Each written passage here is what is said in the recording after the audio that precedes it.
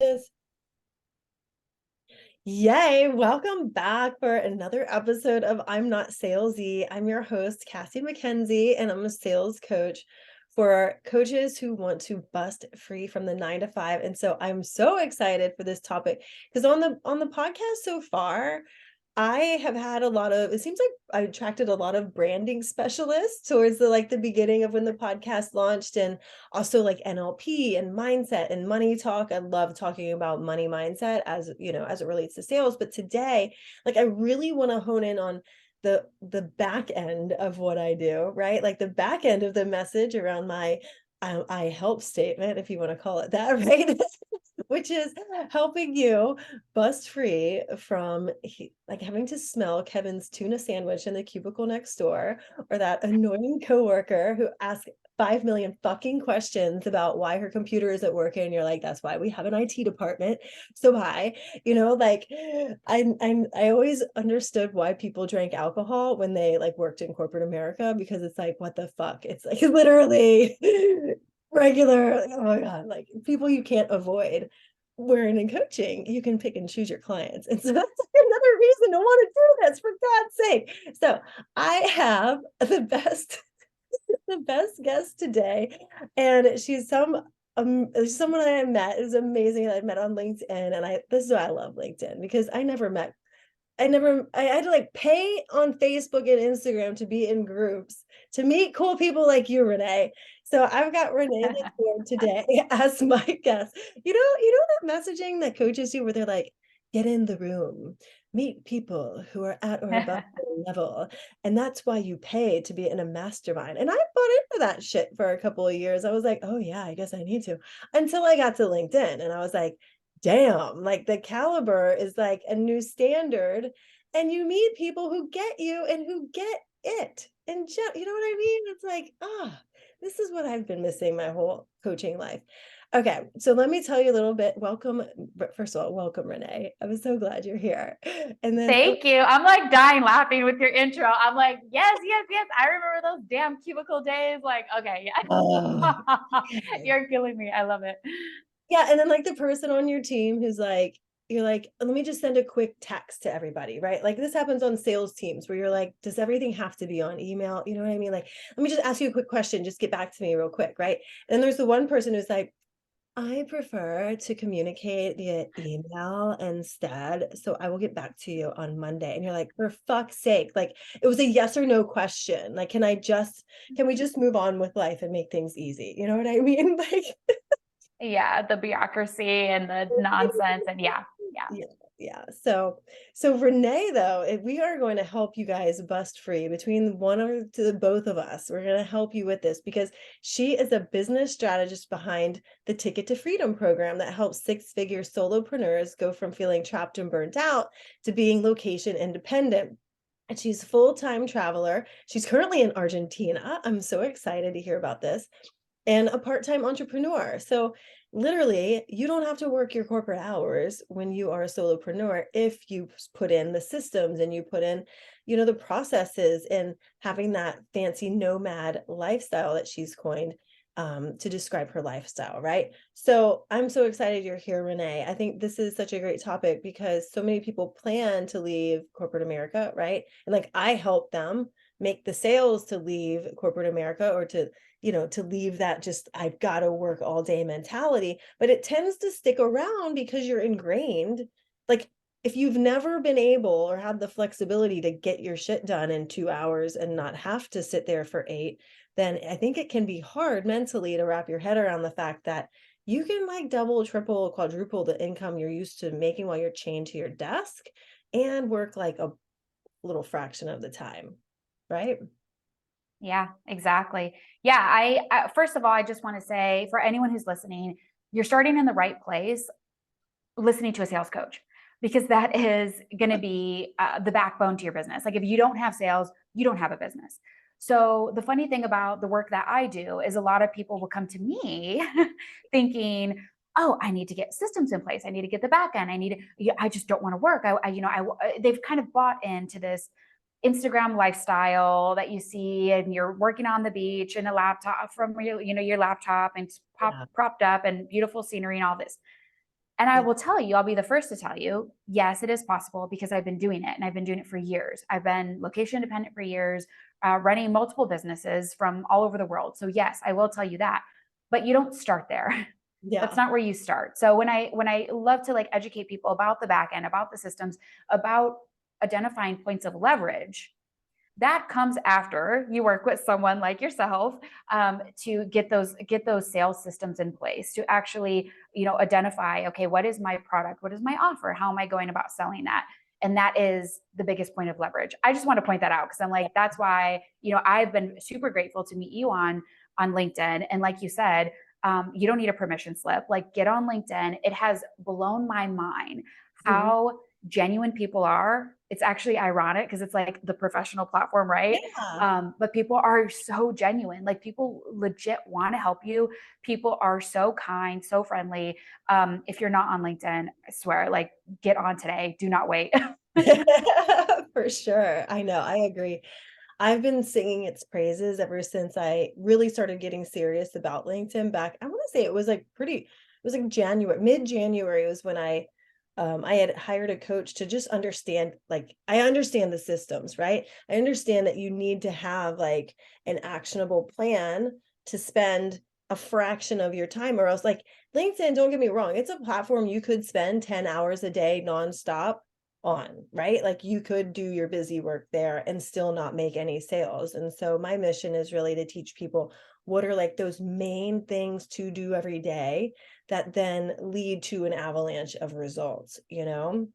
And I think that's what you help people with too, like once they have the sales in place, right? Especially location independent. Because one of the things that I see because I've been following like a couple people on LinkedIn that recently went location independent. And this was a lesson I had to learn when we traveled, especially with kids, is that, like, you might have it in your head that, oh my God, I can travel, I can take my business wherever I want to go. But then you get there and you're like, well, I don't want to do that. I want to go play. Like, I don't want to have to go meet it. I don't want to have to stop what I'm doing. Wait, you mean, and like, we don't really drink that much anymore, but we used to, especially on vacation, especially when we go to South Africa, because the wine is like incredible there, Oh my right? God. So I'd be like, Yes. shit, how am I supposed to schedule a coaching call if we want to go to a winery today? Like, that's totally like, what a downer. You know what I mean? And so it's like, I gotta restructure, I gotta figure out a way. Like, yes, in theory, you can work from anywhere, but in your mind, like, can you really? Like, where are you blocking business? Because some part in you thinks, if I have these clients, then I won't be able to play, you know? Right, right. Yeah, I love you bringing this up. And it does, it is science, but it is art. And it depends person to person what's going to work best for you. But it does come down to having structure Yeah. and having the right amount of structure where you're not rigid. It's Mhm. not that you're being rigid because, like you say, well, I want to go play, and you're going to feel like you're depriving yourself.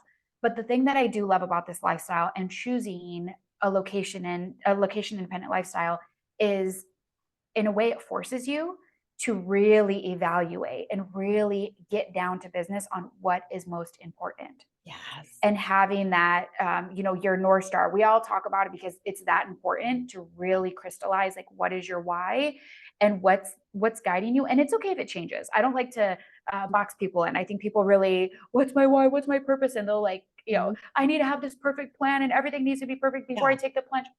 Yeah. No. And I'll tell you, it wasn't my journey. I didn't have everything perfectly planned out. And thank goodness I didn't, because I'd probably still be at my 9 to 5 if I waited.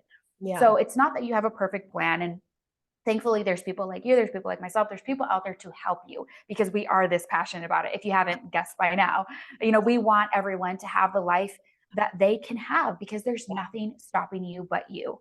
So Yeah. if you instead, it's like this awareness of being able to step back. Okay, how can I put structure in place to have both? Because you can, but it really does come down to what I like to preach and practice is having a minimalistic approach to business. Yeah. And it's how I live my lifestyle. And it's also like how I run business, because you can do everything if you want to. Like you said, you can spend 10 hours on LinkedIn, especially if you're enjoying it, which I do. Like, I actually enjoy Yeah. reading people's content and like engaging with people. And I'm like, okay, so what do? I set a timer for myself. That Yeah. is the discipline that's required to be able to not be just sitting at my desk all day, Mhm. or my kitchen table back there, Yeah. standing at the kitchen table all day long and not enjoying Mendoza, not actually doing things. So I will say it's not it's not so like some people really want to simplify it, which I also do too. I want you to keep it simple. It's not so simple as like time block. That's the answer, do it. Yeah. It is as simple as try time blocking. Mhm. Give yourself, do it as an experiment, give yourself at minimum a few weeks, but go even longer if you really want to see, and then adjust as you go. Like you do have to have the awareness to say, okay, what's working for me, what's not working for me. And things change, seasons change, places change. Like some places, like you said, South Africa I was living there for a year. Yeah. Very difficult for me to focus on business because there's just so much going on. I just loved from the vineyards to going to safaris to like all the things.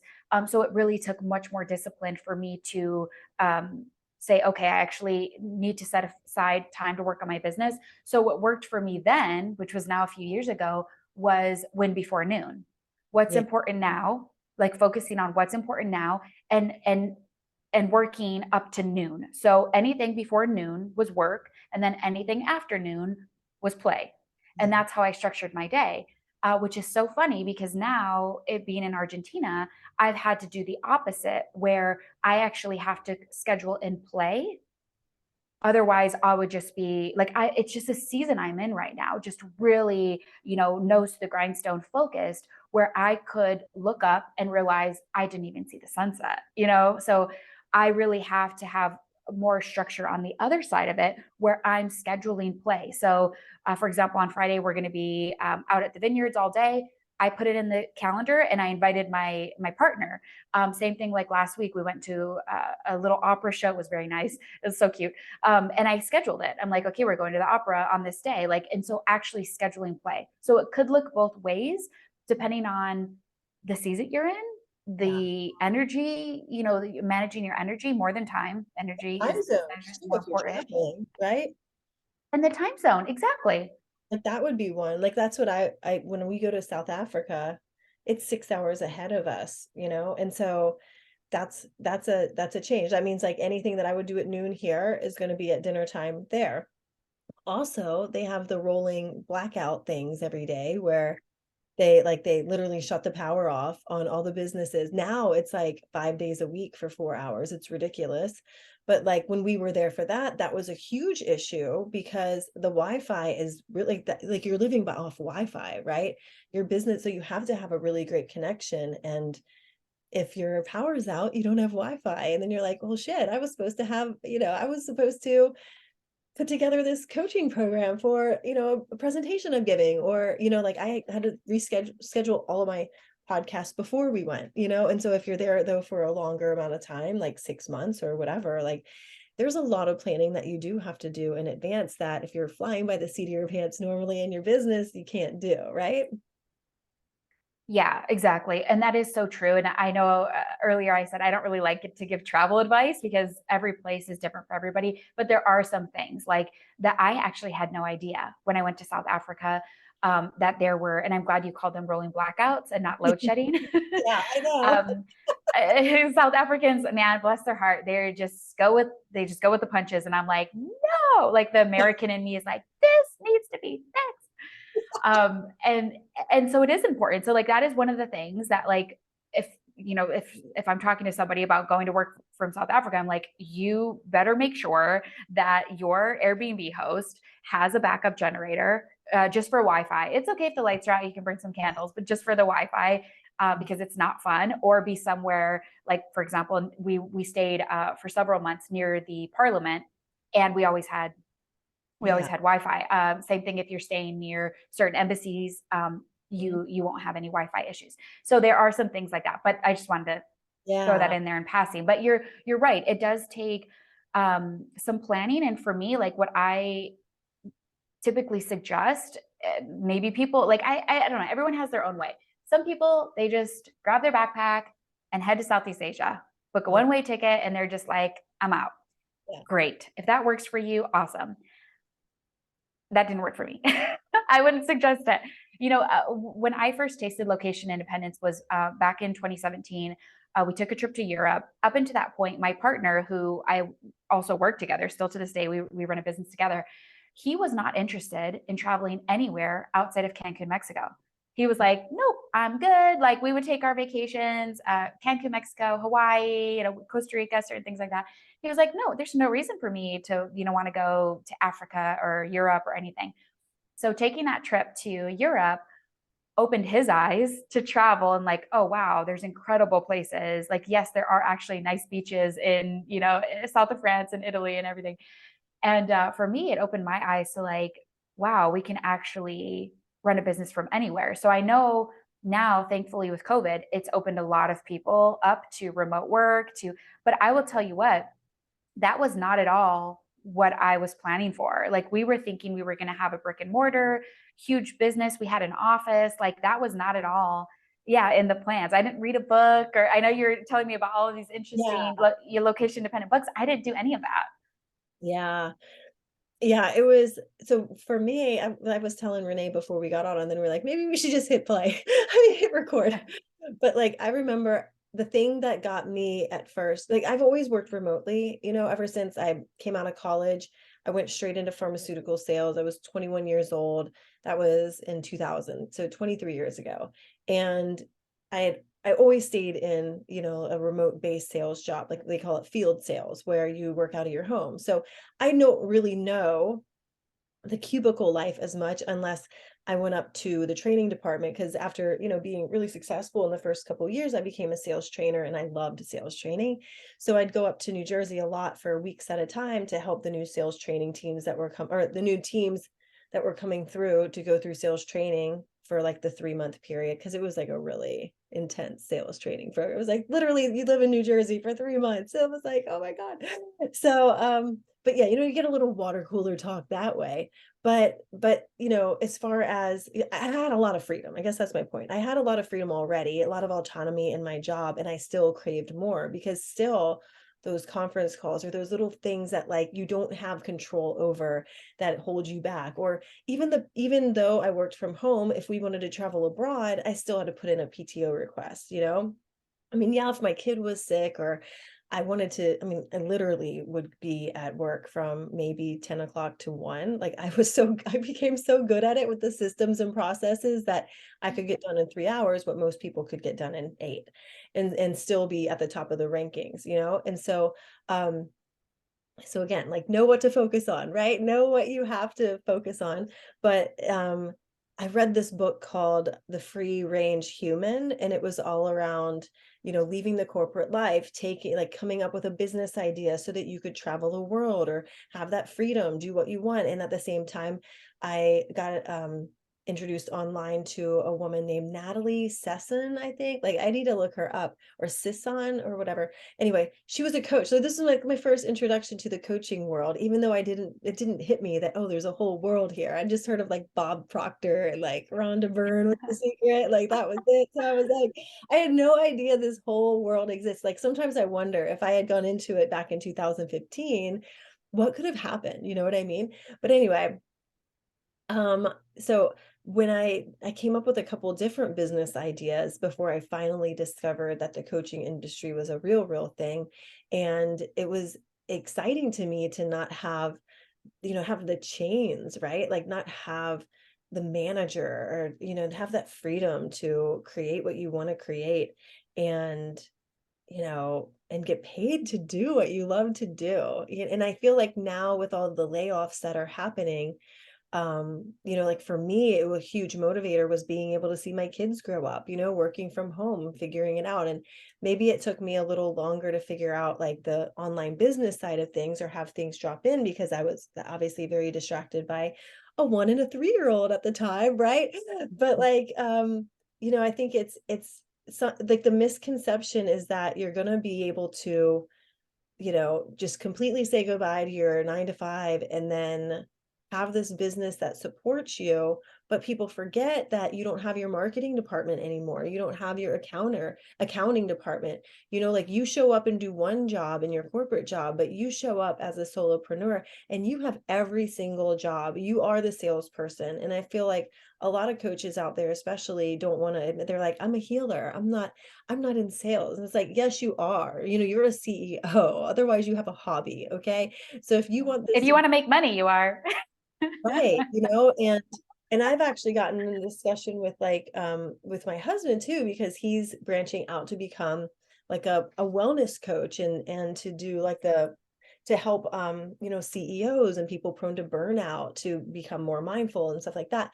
And so, and it was like, well, I'm not doing it for the money. I'm like, listen, and I used to fall into this trap too, because especially in the spiritual community, there's this, well, you need to have this selfless, you know, drive and your why. And it's like, that's bullshit. Like, if you want to go and make money, like, you have to make money. It is a need. Like, you need to make money to pay your bills. You need to make money to travel the world. And if you want to live this extraordinary life that doesn't include Kevin's tuna fish sandwich every day, then like you need to do something different than what you've done. You've got to think differently than what you thought. You've really got to put yourself out there and also give yourself the space to have success. Because what I see a lot is the fear of success. I actually made a post about this the other day, and it was like fucking like went like viral for me, but it was like literally I didn't realize I had this fear of success until, I mean, I'm 45 and I realized this like towards the back half of last year. Actually, no, I'm 44. Fuck, I always do this. I do this for like I do too.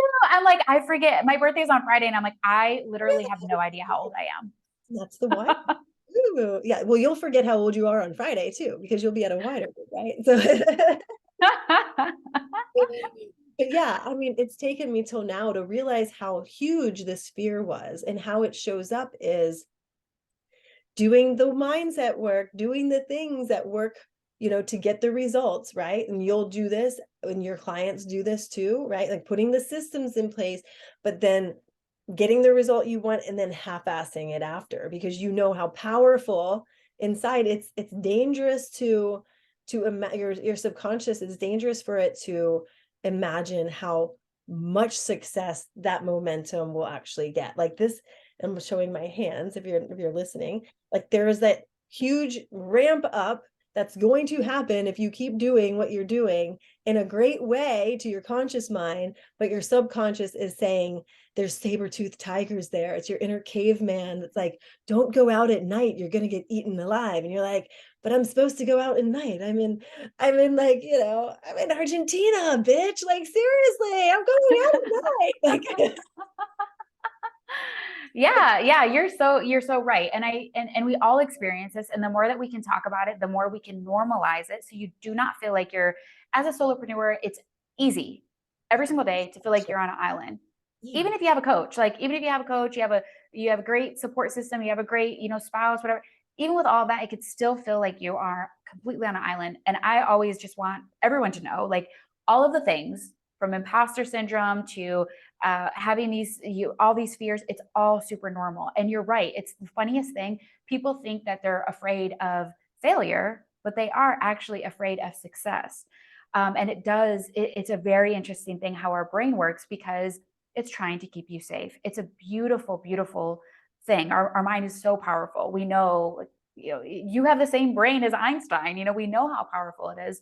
And so being able to give your brain the credit that it deserves, but also realizing what it's doing and being able to have that awareness to catch it and say, okay, I realize that's a fear response. Let me just give myself a little space to recognize it.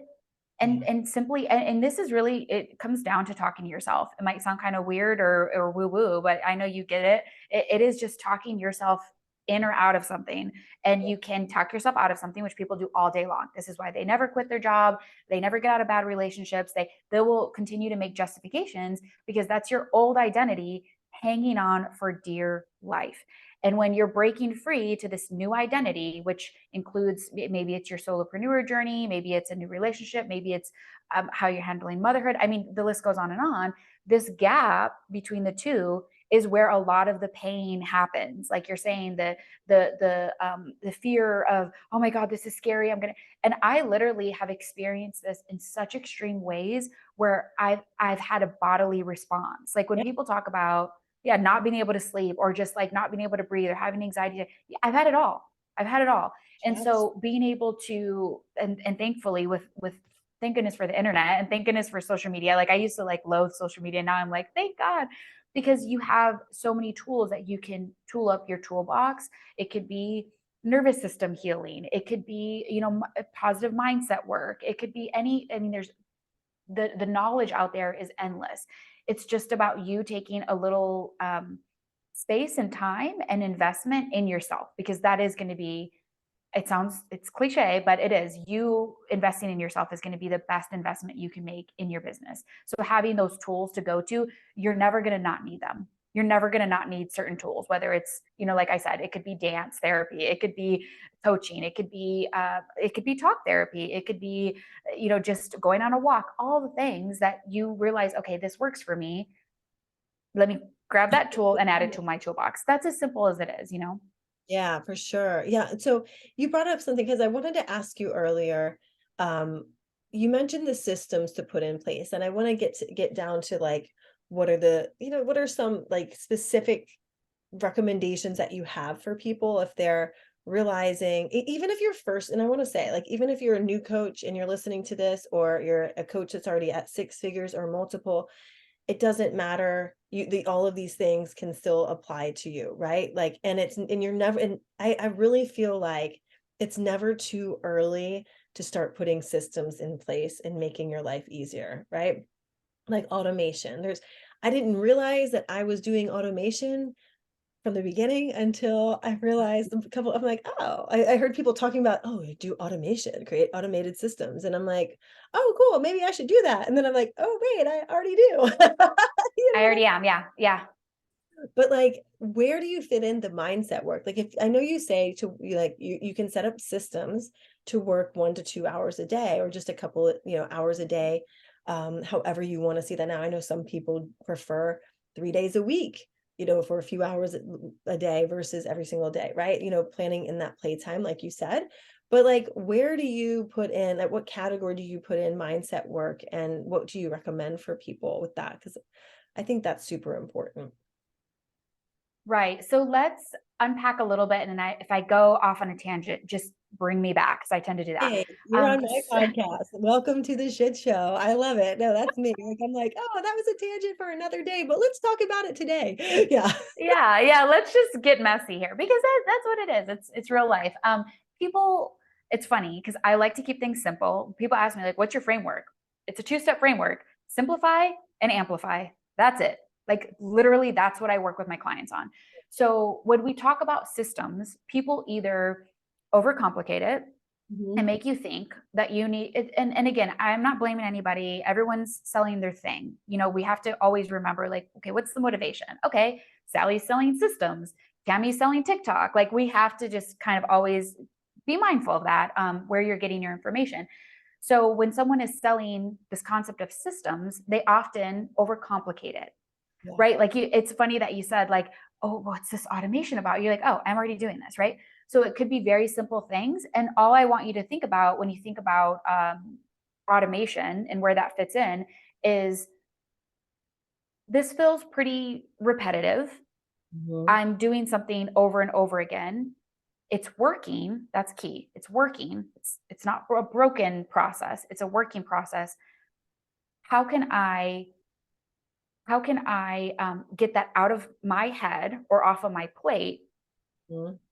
and out, like out into either, and that's when we get down to, this is why this is in the 4-Hour Work Week by Tim Ferriss, either eliminating it, Love that book. automating it, or delegating it. So, and that's why I always start with eliminating, because a lot of the things that you're doing, it's like, okay, yeah, this is a process, this is working, but is it a point of leverage? Mhm. Yeah. Is it giving you the biggest ROI? Because that's where I really want people to focus on simplifying. Like, yes, you're doing things, you could be doing all the things. Go ahead. Yeah, no, how do you know if it's giving you leverage or not for somebody who's never thought about this before? Right. So the first thing you want to do is, and it does take a time investment on the front end. So you have to be willing to just be in the mindset of, I'm in this for the long run. I'm not in here just, short term, rubber band, fixing things, kind of putting out fires. I'm in this for the long run. This is my mission, is something that I believe in. I'm here to serve. I want to have the most incredible lifestyle for me and my family. If you really made that commitment, make the commitment to sit down and really audit. Mm-hmm. Take an inventory of all the things that you're doing, because when you do that just as like a baseline, that's going to give you a good starting point, a good baseline, like where am I at now? And then with that mindset, you'll be kind of thinking things out as you go throughout your day when you're doing new things or whatever. And that's often like, it's just baked into everything that I do. I'm thinking, okay, this is something I'm going to automate. This is something that, okay, it's time. It feels like it's a good time to look into a project management tool. It looks like this feels like a good time. Like I need to go from the spreadsheet to a CRM, to a customer relationship management tool, like those kind of things. And it's a bit of intuition, right? Because there's not a one size fits all, right? But going back to your original question on like, okay, where do you start with realizing, okay, these are points of leverage and these aren't points of leverage, and what is my ROI and all of these things? It takes some unpacking. So that's why it helps to work with another person, because a fish doesn't know it's in water. And so many times it could just be an hour. Like sometimes I just sit with someone for an hour and go through like, okay, these are all the things. Here's the inefficiency. Here's the point of leverage. Da, da, da. So if you're doing it on your own, there's nothing stopping you from doing it on your own, is just writing everything out. Okay, these are all the things I'm doing. And even better is to actually spend your week. So if you can dedicate, if you have the commitment from the moment you wake up, and I don't see a difference between life and work, obviously. Like in this lifestyle I live, I don't get to choose. Like, yeah, I can have some structure to help me actually get things done and also live the life that I want. There's no separation. I want to take an audit of everything, because time is, there's only so much time in the day. We all have the same 24 hours, right? So if you, from the moment, yeah, I the same hours as Beyonce, that like saying always gets on my nerves. I won't go down that rabbit hole. Like Beyonce has like 80 people on her team. Thanks. Exactly. I'm like, give me a break. Give me a freaking break. And she's built, and again, it's like always comparing like my step 1 to someone's step, 100. So if you start from the moment you wake up to the moment you go to sleep, and just, I like to do this on a notepad. If you want to do it on your computer or your phone, by all means, go ahead. I just go old school with a notepad. 7 a.m. woke up. 7:15 did my meditation. 7:20, like, and just write down minute by minute, what are you doing? This is the magic that happens from doing this, and just starting with that. And do it for a whole week. If you want to go crazy, do it for 2 weeks. But 1 week is a pretty good capture, like a pretty good visualization for you to see where all of your time is going. And if you really want to add fuel to that fire, write down how you feel energetically before and after. Like if I'm after my meditation, okay, I did some dancing, some movement in the morning. How do I feel? I got on a call. I did a podcast. How do I feel after? Do I feel energized? Do I feel alive? Do I feel like I want to go on a walk? Like whatever that is, take note of that. And you just taking note of that for a week is going to give you a great baseline on where your time's going. And then from there, okay, where's my point of leverage? Like, okay, this was a great point of leverage. I went on a podcast. I had a really good time energetically. I'm getting in front of an audience. So it's aligned with my goals of exposure and visibility. Let's see, in a couple of months, I might get a strategy call out of it. You know what I mean? Like, so there's some things that you might realize later on, but that's just how you're going to start evaluating, like where you're actually spending your time and your resources, to start identifying that leverage and start identifying that return on investment. Yeah. I think the important thing to think about here too, and to remember, guys, is like, you're in it for the long haul, right? So this helps you keep that growth mindset. Even one little nuance that I want you to pay attention to that Renee just said was that you might go on a podcast and you're in front of someone else's audience and then get a strategy call in a few months. And the mistake that I see a lot of people make is they expect to go on somebody's podcast and then that week get like 5 leads from it. And yeah, that can happen. I'm not saying that can't happen. But when you go on and you get these opportunities and you're looking at your time, ask what you're doing with your time, not from an instant gratification, but from a long term, like 20,000 foot view. Like if you think of the goal that you have at the end of this year, and what you're doing right now doesn't align with attaining that goal, then it probably needs to be reshifted, right? Or kicked right out, in my opinion. No, and I'm so happy that you double clicked on that because it's so often that I see people switching up their strategy. And that's not at all what I'm talking about here. You're not going to take an audit of your week and be like, trash everything, start over. Yeah, No, please, for the love of God, don't do that. I really do believe, and I've seen it over and over again, 90-day sprints or what I call 12-week years. This is like how I do all my planning.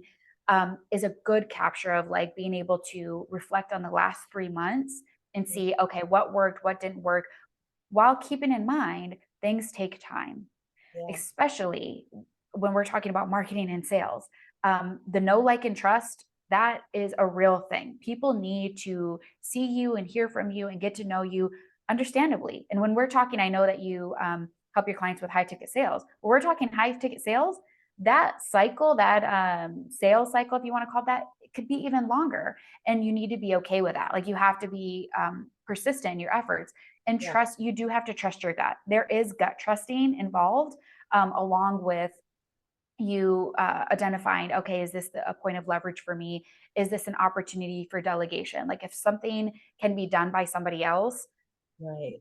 be able to let that go as soon as possible and Yeah, only be doing what you need to do. Like what is bringing you the most energy, because I want you to do things you enjoy. First and foremost, like if you're not having fun, like what the fuck are we doing here? Like yeah, seriously, exactly. like I think that's like slapping God in the face. Like please have a good time. Like how, have the energy, have the gratitude, be able to realign, say like, okay, maybe that was giving me energy a few years ago and it's not now. And that's okay, to be able to adjust as you go.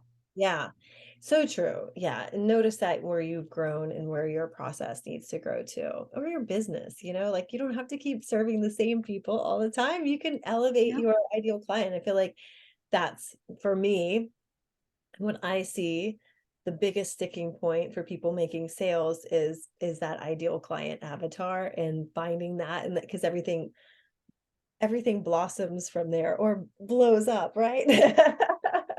Right, right. Yeah, and being able to, like, in the beginning, even you can correct me if you have a different opinion. I'd love to hear it. Even working with a coach, I don't care if you're working with the best freaking coach in the world or whatever. I don't, whatever. It's I don't even believe in that. I think like, Like, okay, a coach is your coach, so um, it doesn't matter. Like, and it could be amazing, and you're doing all the things and you're figuring it out with someone helping you.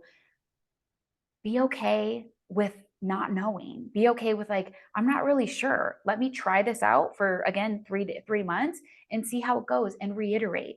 Like a lot of people do, and again, I'll go back to the balance of yes, having a plan because that is going to help you kind of see a few steps ahead to take the plunge, but you don't have to stick yourself in a box. You can change it. Again, not too often. Like it's kind of like this dance, not too often, but often enough to like give yourself that freedom. Like, okay, a year ago my avatar was this, and now it's this. Big whoop. yeah, like one of the things that I see even in pharma, or like I saw with a company my husband worked for, they were new, they were a startup, and they weren't getting the traction that they wanted. And this happens a lot in coaching businesses too, where you come out and you're like, well, I should have better results by now. And so, yeah, they like change the target on who you're supposed to call on, or and this is like an example for the pharma world, where you're call on this type of doctor, call on this type of office, or focus on this type of message, and it was changing like almost on a weekly basis. So you have no idea that moving target, you have no idea what your messaging is, what your client is, because that all changes, and you're not trained on all of those moving targets with the message as well. Now when you put that in the coaching world too, or being a solopreneur, you do need to focus, right? You need to stick with it because it, you know, you need to know who you're selling to, what your messaging is, and how they would use the product that you want to put out, or the offer that you want to put out into the world and fill up with like ideal clients, right? But like at the same time, when what I see a lot is changing the target, right? Like I Right. feel like, well, this isn't working, so let me change the strategy. And I think, you know, I fully agree with you on sticking with it for at least, you know, 60, 90 days, because you might find if you're switching the strategy and nothing is working, you're still not bringing in clients, then it's probably you, you know, it's probably Yeah. something in you. And I see, like, I saw somebody post this the other, or post about like, it's not you, it's, you're not the reason why you're not making sales. And I like, so I wanted to like get on my soapbox and be like, sometimes it actually is you. But I was like playing with my daughter. I'm like, I'm not getting into that right now because that's going to be like, I'm gonna be thinking, I'm like obsessing about this. I'll just create my own piece of content around it, right? But like, it's true. Sometimes it really is you, you know, sometimes it really is you, your mindset, what you think is available to you, your conviction in your offer, maybe your conviction, and like no system can out strategy the limit your mind's put on you, you know? And so, yeah, same with working with a coach that has a specific, like I worked with a coach that was preaching automation, like automated webinars to get people into the sales funnel. And then so that way you're not doing live launches all the time. And I like the idea of that. I do. As a mom who wants to travel, I love the idea of having like an automated webinar. It didn't work for me because there was something, there was, I think, you know, there was like this like mindset block on, you know what I mean? Like it was Yep. definitely an issue with me in the belief in maybe the system. I don't really know what it was at the time, but I think it was like that fear of success. It was before I realized the fear of success, you know, that I Mhm. had.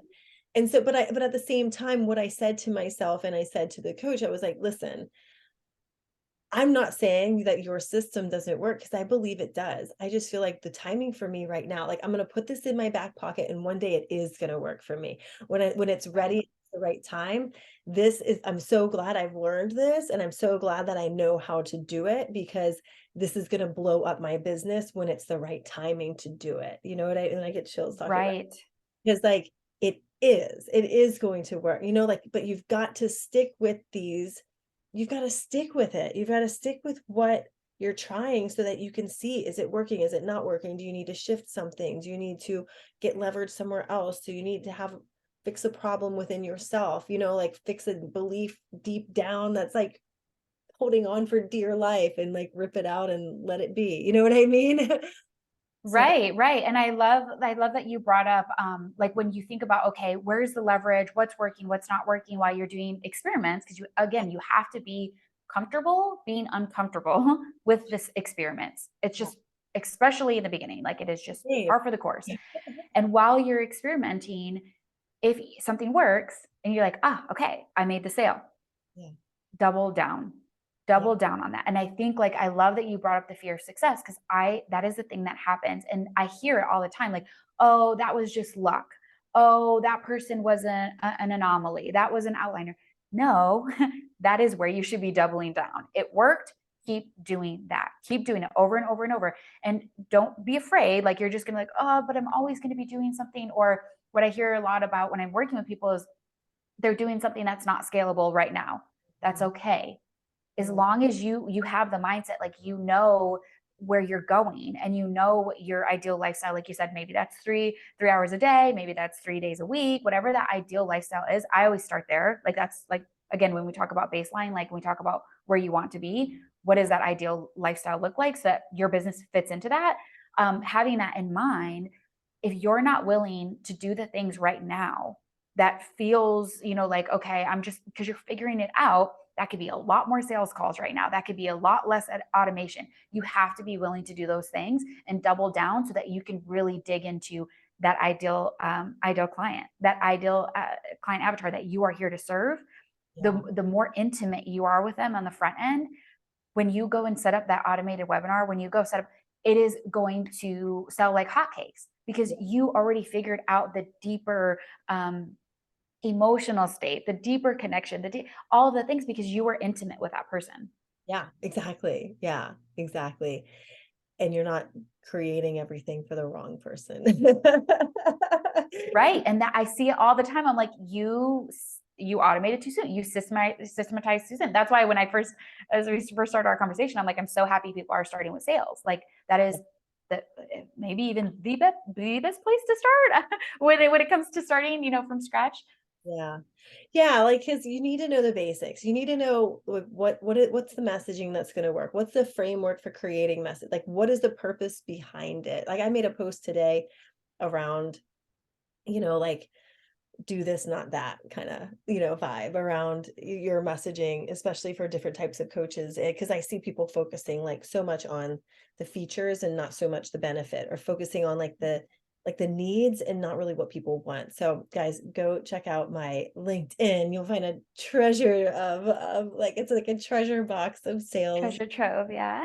goodness, but yeah, I hear you there. Yeah, you need to know, because like, you can't you gotta have, like, a system, like you said earlier, that works. Like, you've gotta have a process that works if you're going to scale it with the automation and scale it with these systems and be able to walk away from it. Because I see people all the time who create, like, or do Facebook ads or LinkedIn ads, or like they feel like they can throw money at the problem, but they're not fixing the problem first. So I think that's really great advice. Yay, I'm so excited to have this conversation with you. Yeah, yeah, exactly. And you asked the question, and I'm not sure if I answered it fully about the mindset Yeah. of, this really, it comes down to um, systems and like seeing your business as a system and like thinking in that way. And it comes down to separating. And this is, I know you're helping coaches, which can be very difficult to separate yourself from the business because you are the business. You're offering a service of yourself, like your time, your experience, your secret sauce, your way of coaching, like, and it can be really hard to separate. But as soon as you start doing that, as soon as you start remembering and realizing it's not about you, and you can stop taking everything in your business so personal, that is really one thing I want to say is like secret sauce, just as far as mindset of making those shifts, being able to quickly and more efficiently start systematizing, start realizing, okay, a tool can do this, another person can do this, I can take these things off of my plate so that I can have more time. More free time, I know. Do you personally, I'm just curious about your content. Like, do you use like a scheduler for your content to auto post your content, or do you manually do that? Because I like to ask this question because I get different answers every time. Like, some people love it, some people don't like the scheduler, some people say it hurts the algorithm, some people say it doesn't matter. What's your opinion?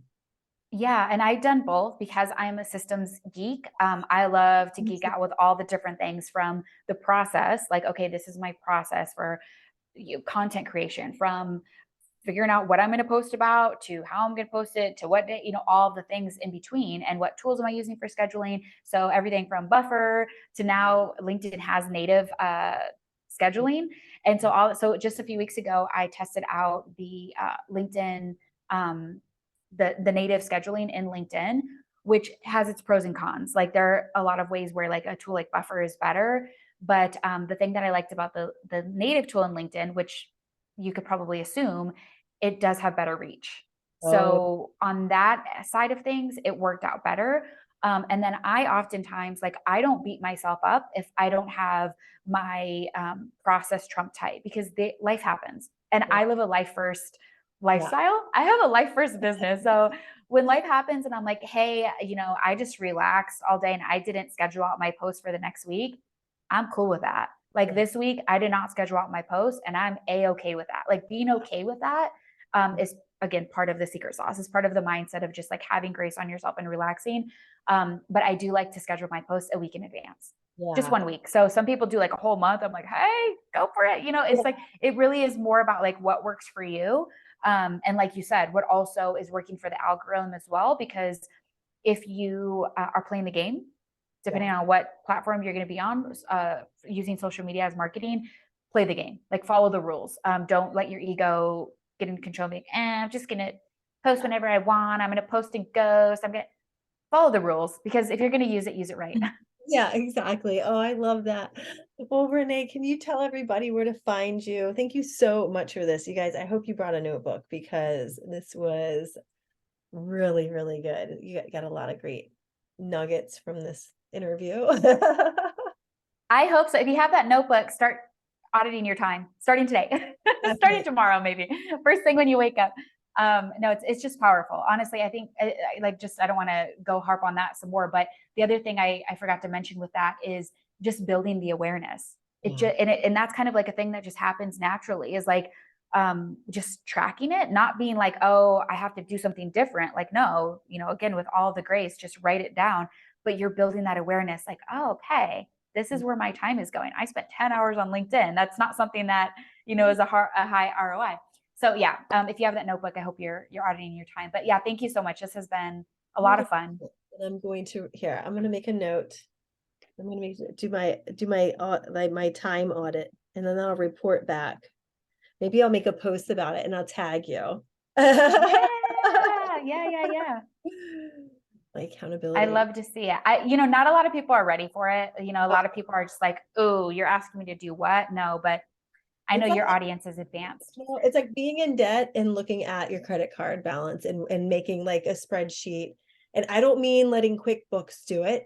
I mean you having to sit there and put every entry in yourself because you're like, damn, wow. You know what I mean? And you look at that, like just the simple act of doing that, if you've got like debt, is so powerful. It makes your money feel appreciated. It really opens up more abundance and more money to come in. But that's where like I think I look at this topic the same way with your time, right? Like time and money. Time's the only thing you can't get more of, right? And so it's a currency. And if you're auditing where your time is going, then you won't find yourself in debt and you'll find more time on your schedule, right? Right. It really does come down to accountability, like being radically accountable for yourself. Like you have the power if you are willing to stare yourself in the face and be like, okay, what am I doing?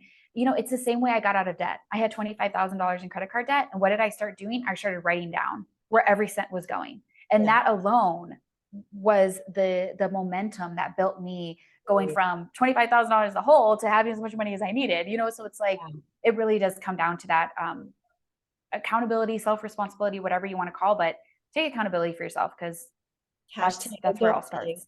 Yeah. Yes, I love it. Oh my God, you're so fun. I love it. Well, where can everybody find you so that they can come learn about how to make their life easier and have more time in their day, right? So you can have more fun and play. Yeah. LinkedIn, come party with us on LinkedIn. I swear, it's so much funner. If you're not already on there, it's so much funner than you think. People are cool as hell. And yeah, for sure. I'm on LinkedIn, wherever you can catch me on other social media platforms, sure. But that's where I'm hanging out the most. Would love Yeah. to connect with you.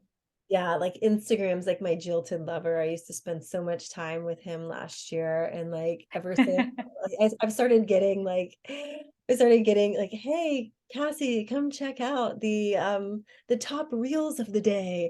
I said to my husband yesterday, I was like, Instagram keeps sending me these notifications. They never used to send me when I was active on the platform, but it's kind of like the Mhm. 3 a.m. messages you get from some kind of fuck buddy. Hey, hi, are you awake? And you're like, hell no, I'm not. I'm having Yeah. my boyfriend. You're like, I'm taken now, and he knows how to treat me right.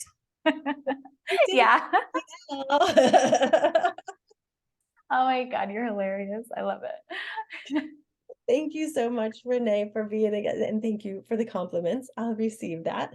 And go find Renee. You will love it. And come play with us on LinkedIn because it is the place to be. So have a great week. Bye. Bye.